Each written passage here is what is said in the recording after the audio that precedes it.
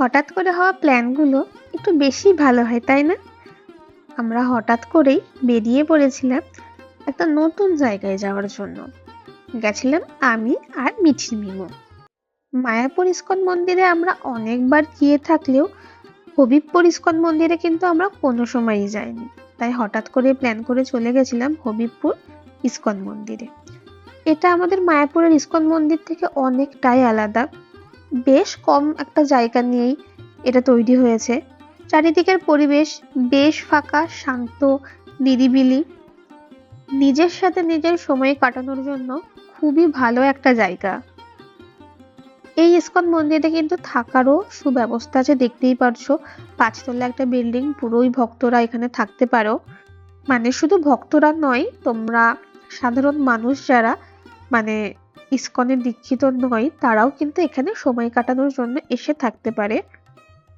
মিঠির মিমোর সাথে অনেকদিন পর ঘুরতে বেরিয়ে আর এমন জায়গায়ও নিয়ে গেছিল, এতটা ভালো পরিবেশ, পেছনে সূর্যাস্তের লাল আভা আর এদিকে পাখির কিচির মিচির, পরিবেশটা এত ভালো লাগছিল। আমি তো শান্ত মনে অনেকক্ষণ ধরে নিজের সাথে নিজে সময় কাটিয়েছি।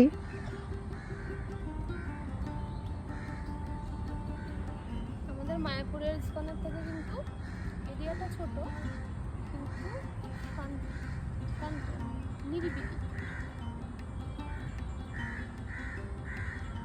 পাখির কিচিরমিচিরের সাথে কাকের কাকাটা বেশি হলেও সেটাও তো পাখির ডাকি, উপভোগ করার মতোই, কি বলো?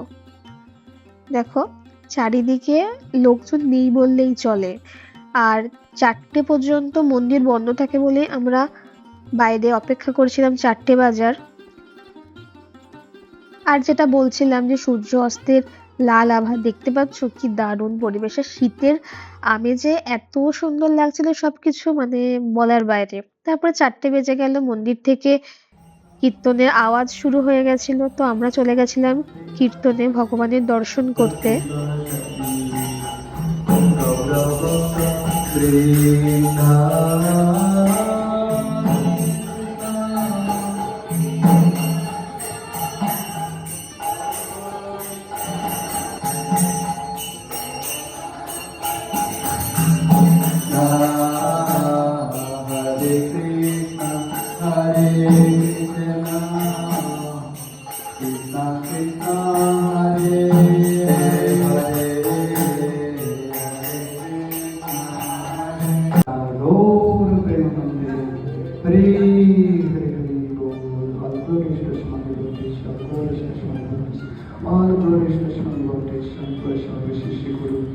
ভগবানের দর্শন করে আমরা বাইরে চলে এসেছিলাম প্রসাদের কাউন্টারে।